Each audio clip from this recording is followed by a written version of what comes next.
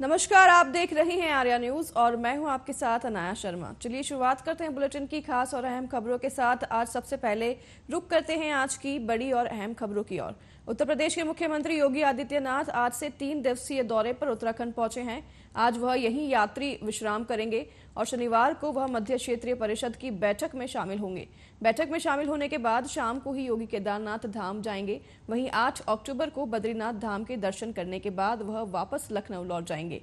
मध्य क्षेत्रीय परिषद की यह 24वीं बैठक होगी और आपको बता दें कि बैठक केंद्रीय गृह मंत्री अमित शाह की अध्यक्षता में टिहरी जिले के नरेंद्र नगर में आयोजित की जाएगी।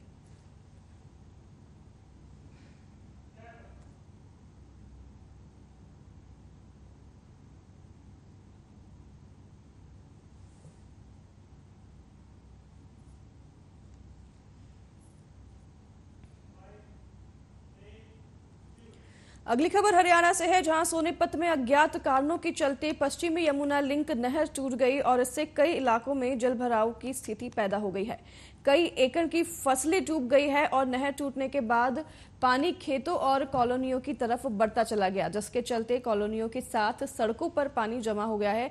और जानकारी के अनुसार यह घटना सोनीपत के गांव बड़वासनी के पास की है, जहां पश्चिमी यमुना लिंक नहर एक बार फिर टूट गई। इस लिंक नहर से दिल्ली में पीने के लिए पानी सप्लाई होता है और नहर के टूटने से कई 100 एकड़ फसल जलमग्न हो गई है। इस मामले की सूचना मिलने के बाद जिला प्रशासन के आला अधिकारी टीम के साथ मौके पर पहुंचे और जायजा लिया।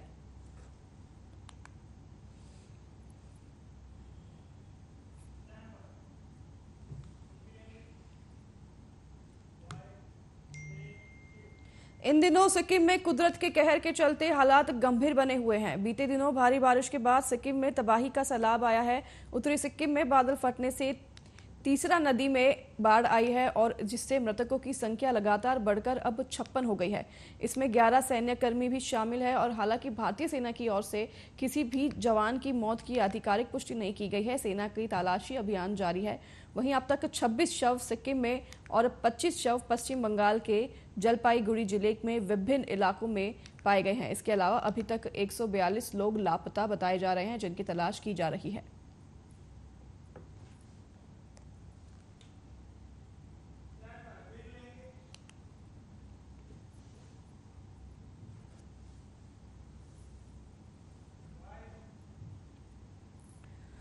केंद्रीय मंत्री खेल अनुराग ठाकुर ने एशियन गेम्स में खिलाड़ियों को बधाई देते हुए कहा कि मैं हमारे खिलाड़ियों को 140 करोड़ भारतीयों की ओर से बहुत बहुत बधाई और शुभकामनाएं देता हूं।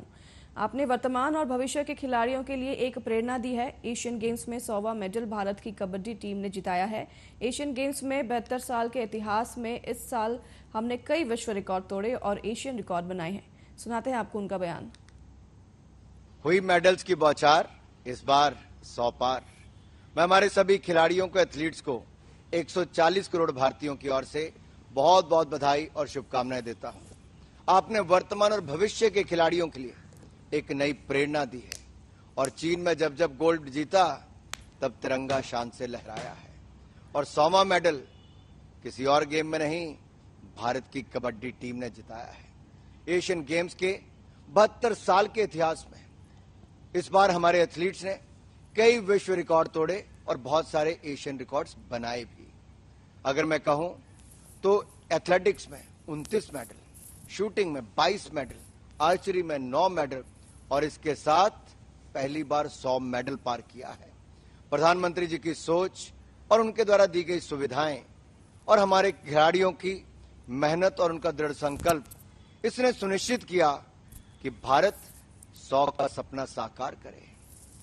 टॉप स्कीम जो टारगेट ओलंपिक पोडियम स्कीम, खेलो इंडिया जैसे अभियान ने बहुत सारे खिलाड़ियों को वो मंच दिया, पटल दिया और सुविधाएं दी कि उनको चिंता छोड़कर केवल अपनी खेल पर ध्यान किया और हर भारतवासी को सीना गर्व से चौड़ा किया जब मेडल जीता।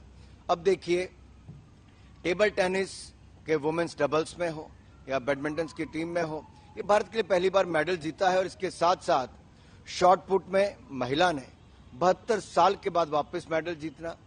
और हम वैसे ही हमारे मेंस में 4x400 मीटर जो रिले टीम थी उसने भी 61 साल के बाद, और डीकैथलॉन में तो 49 साल के बाद। और अब हमारे जो एक्वेस्टेरियन में ड्रेसाज की टीम है, उसने 37 साल बाद और मेंस बैडमिंटन सिंगल्स में 40 साल बाद भारत को मेडल मिला। इस एशियन गेम्स में इतिहास बनाने पर और भारत की मेडल टैली 100 पार करने पर सभी खिलाड़ियों को मेरा सलाम और सभी भारतीयों की ओर से बहुत बहुत बधाई।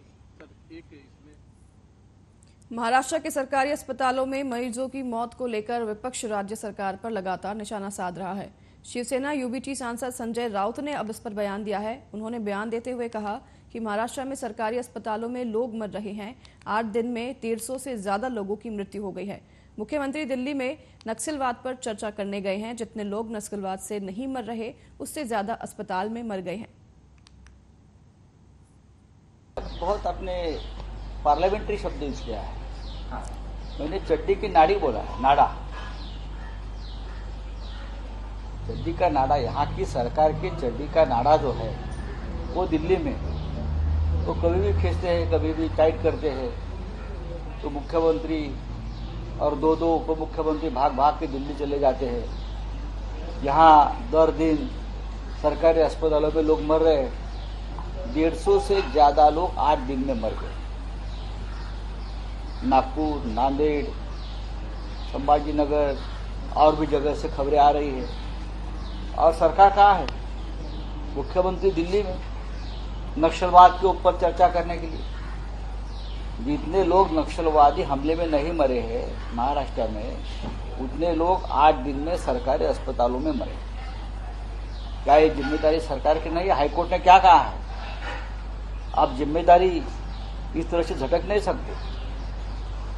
जब भी देखो मुख्यमंत्री कहाँ है? अमित शाह से मिलने गए हैं। मुख्यमंत्री कहाँ है?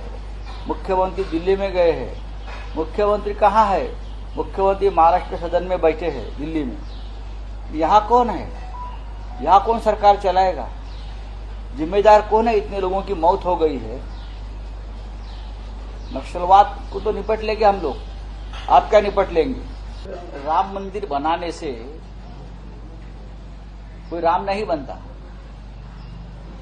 अयोध्या में राम का मंदिर जनता बना रही है और भारतीय जनता पक्ष पार्टी की जो काम की जो दिशा और दशा है वो रावण लीला की तरह जाता है।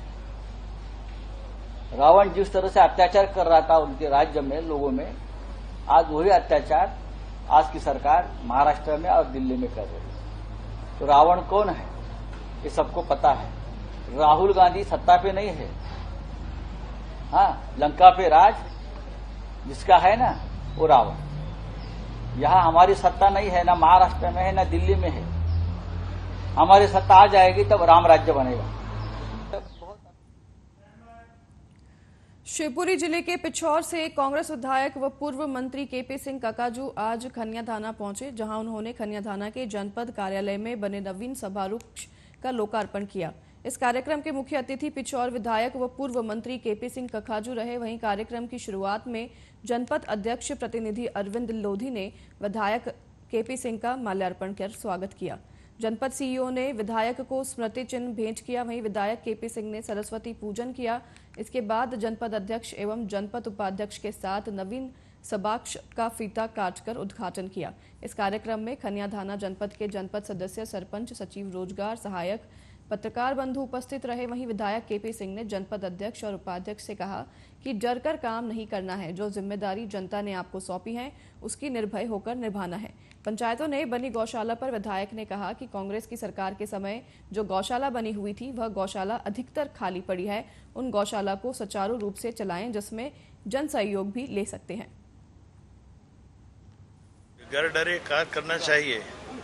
तो ये तो स्वाभाविक रूप से प्रजातंत्र में आपको जनता ने जवाबदारी सौंपी है, तो जो संवैधानिक व्यवस्था है उसका पालन करो और अपने काम में निर्भीकता से करो।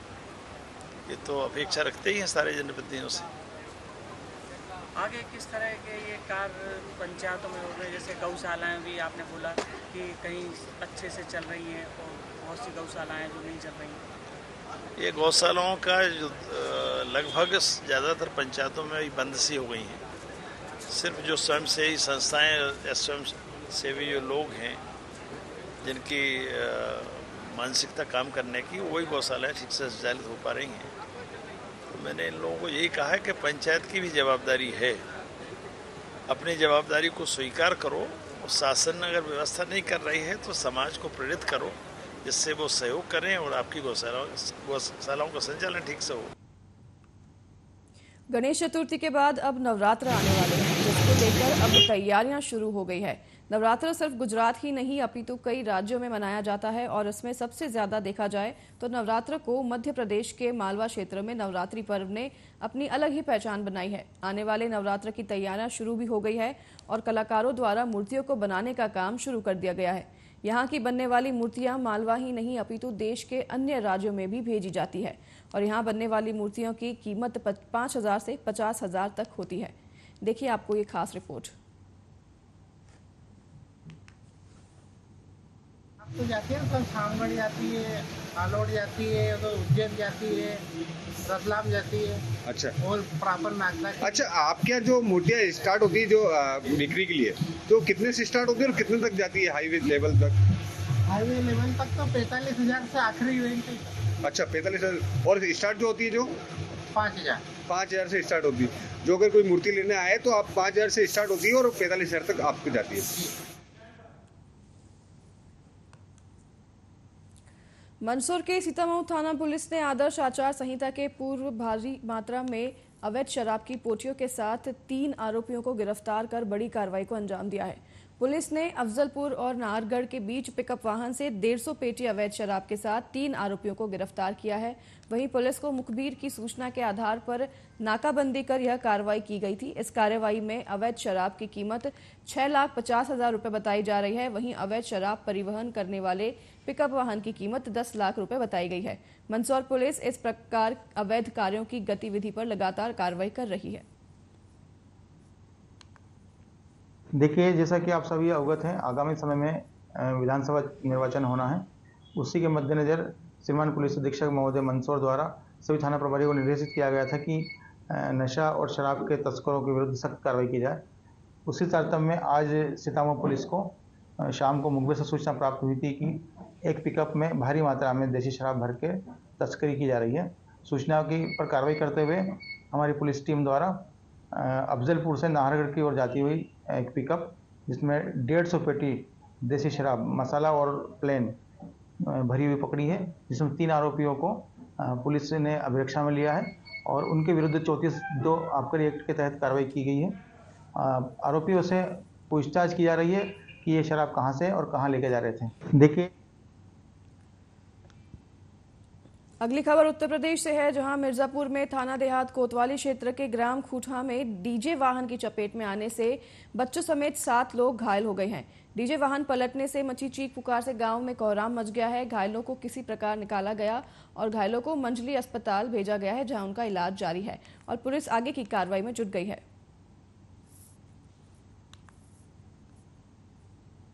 सायंकाल 6:30-7 के मध्य ग्राम खुटहा, थाना कोतवाली देहात, मिर्ज़ापुर में नदी के घाट से लौट रही डीजे पलट गई इत्तेफाक से और उसमें 7 लोग दबके घायल हुए, जिन्हें स्थानीय पुलिस द्वारा समुचित उपचार हेतु सदर अस्पताल पहुंचाया गया है। तहरीर प्राप्त कर अग्रिम विधिक कार्रवाई की जाएगी। आज सायंकाल 6:30-7 के मध्य मैं हवलदार एसआर सरोज आर्मी में हूँ, लखनऊ में पोस्टेड हैं अभी। मैं छुट्टी लेकर कल वापस आया। तो जो संजिता है हमारी सिस्टर है और जूतिया को उपलक्ष्य में डीजे बुलाया गया था जो कि सभी बच्चे परिवार फैमिली सारे डीजे के पीछे अपना जो सामान वगैरह लेके जा रहे थे। चढ़ाई चढ़ रहा था डीजे, जिसकी वजह से अचानक या ब्रेक फेल हुआ है, वो किसी कारणवश डीजे अचानक नीचे वापस आ गया और पलटी खा गया, जिसकी वजह से 7 लोग जो कि हमारे सारे परिजन हैं। अगली खबर मिर्जापुर से, जहां नार से चौपन की ओर जा रही मालगाड़ी के 3 डिब्बे पटरी से उतर गए हैं, जिससे चुनार चौपन लाइन पर आवागमन बाधित हो गया है। घटना की जानकारी होते ही रेलवे विभाग के अधिकारी कर्मचारी मौके पर पहुंचे और अधिकारियों ने इसकी जानकारी उत्तर मध्य रेलवे में प्रयागराज मंडल को दी। प्रयागराज मंडल के अधिकारी एआरटी व क्रेन मशीन लेकर मौके पर पहुंचकर डिरेल हुई मालगाड़ी ट्रेन को पटरी पर लाने का कोशिश कर रहे हैं। वहीं बताया जा रहा है कि खाली मालगाड़ी की संख्या DR09 शाम 6 बजे चौपन के लिए चुनार यार्ड से रवाना हुई थी। थोड़ी दूरी पर जाने पर ही ट्रेन डिरेल हो गई, जिसमें वैगन संख्या 26, 27 व 28 पटरी से उतर गई थी। घटना की जानकारी गार्ड व चालक ने कंट्रोल रूम को दी और कंट्रोल रूम में जानकारी मिलते ही अफरा तफरी मच गई। आनन फानन में सभी अधिकारी मौके पर पहुंचे, जहां अब ट्रेन को पटरी पर लाने का काम शुरू हो चुका है।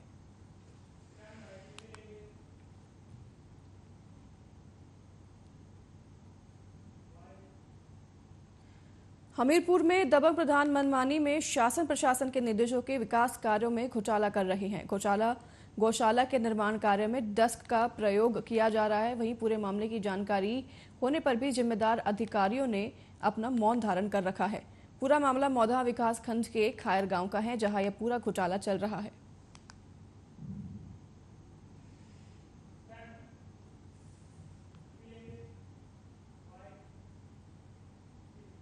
जनपद अलीगढ़ के थाना देहली गेट इलाके के आदर्श नगर में शाम डलते ही अज्ञात हमलावरों के द्वारा अवैध तमंचे से एक युवक को गोली मार जाने की खबर सामने आई है, जहां अज्ञात हमलावर युवक को गोली मारने के साथ ही गोलीकांड की वारदात को अंजाम देकर मौके से फरार हो गए। इलाके में गोली चलने की आवाज सुनते ही लोगों ने अफरा तफरी मच गई और भगदड़ का माहौल देखा गया। वहीं सैकड़ों की तादाद में लोगों का जमावड़ा घटनास्थल पर लग गया और गोली लगने के बाद खून से लथपथ जमीन पड़े युवक को देख इसकी सूचना पुलिस को दी गई। सूचना मिलते ही पुलिस मौके पर पहुंची और गोली लगने के बाद जमीन पर पड़े युवक को आनन फानन में उपचार के लिए जिला अस्पताल ले जाया गया, जहां उसका इलाज जारी है। साइकिल पे आपस में बातें कर रहे थे, दो लड़के अचानक आए, पहले चाटा मारा, फिर गोली मार के और 5 सेकंड के अंदर अंदर निकल गए। गोली मारने के बाद पुलिस कितनी देर बाद आई है? पुलिस ओनली फॉर 2 मिनट में आ गई है। 2 मिनट में सूचना यहाँ से क्षेत्र के लोगों ने दी होगी? नहीं, वो दौरे पे आ रही थी। SHO वाली गाड़ी आई, उन्होंने तुरंत यहाँ पे अपना साइकिल पे आपस में। देखिए, थाना दिल्ली गेट पर एक सूचना हमें प्राप्त हुई थी कि आर्यन पंडित नाम के एक व्यक्ति को गोली लग गई है। प्रथम दृष्टया जांच में यह सामने आया है कि आर्यन पंडित और उसके एक मित्र बबलू पंडित का किसी बात को लेकर विवाद था, जिसके चलते बबलू पंडित ने उस पर हमला किया और उस पर गोली चला दी। पुलिस ने तत्काल घटना को संज्ञान में लेते हुए आर्यन पंडित को अस्पताल में उपचार हेतु रवाना कर दिया है। इस संबंध में दिल्ली गेट पर एक FIR पंजीकृत की जा रही है और अग्रिम विधिक कार्रवाई की जा रही है, जिससे आपको अवगत कराया जाए। देखिए, थाना दिल्ली गेट पर एक सूचना हमें प्राप्त हुई थी कि आर्यन पंडित नाम के एक व्यक्ति को गोली लग गई है।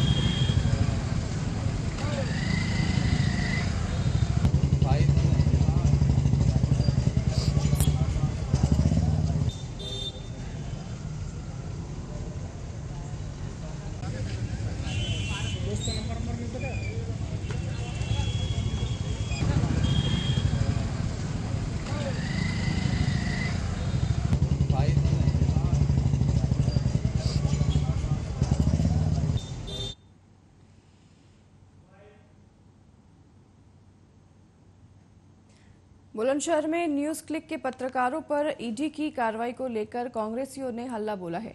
ईडी के कार्रवाई के विरोध में कांग्रेस कार्यकर्ताओं ने कलेक्ट्रेट के बाहर जोरदार प्रदर्शन किया और इस कार्रवाई को लेकर लोकतंत्र पर हमला बोल दिया।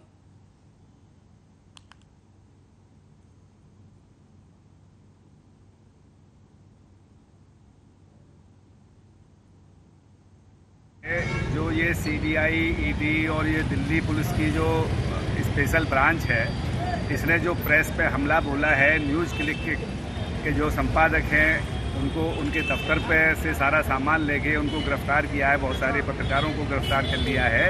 ये एक तरह से प्रेस की स्वतंत्रता पर हमला है और हम लोग इसका विरोध करते हैं। पूरी कांग्रेस पार्टी इसका विरोध करती है। ये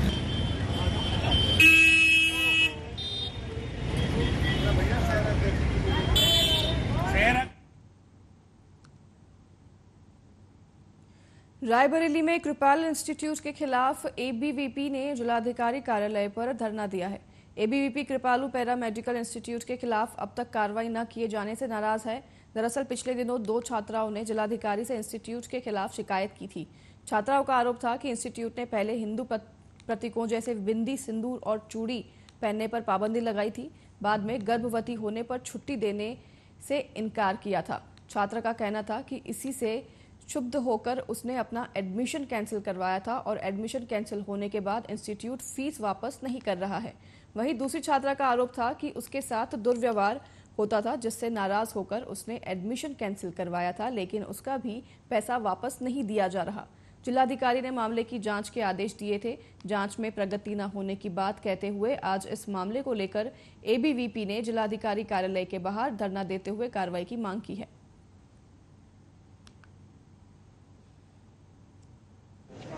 कृपाली इंस्टीट्यूट में एडमिशन लिए थे, 10-12 दिन पढ़ने गए। उसके बाद एक दिन बुला के हमसे गाली गलौज किए और दबाव बना रहे थे, जो हम कहेंगे वो करना पड़ेगा। हमने मना कर दिया, तो दूसरे दिन जब पढ़ने गए तो हमको क्लास से बाहर कर दिया। 3 घंटे तक नीचे ऑफिस में बैठाए रखा। उसके बाद फिर अगले दिन हम अपनी मम्मी को लेके गए, तो मम्मी को धक्का देके बाहर कर दिया, कहा जो करना हो कर लो जाके। फिर हम पढ़ने गए तो हमारा नाम ही काट दिया। अभी इसके पहले भी आपने यहाँ पे धरना प्रदर्शन किया है, एप्लीकेशन दिया था, क्या हुआ? कुछ नहीं, कोई आश्वासन नहीं मिला। कृपाली इंस्टीट्यूट में एडमिशन लिए थे और 15 दिन हो गए घटना को लेकर हम लोग बैठे रहेंगे।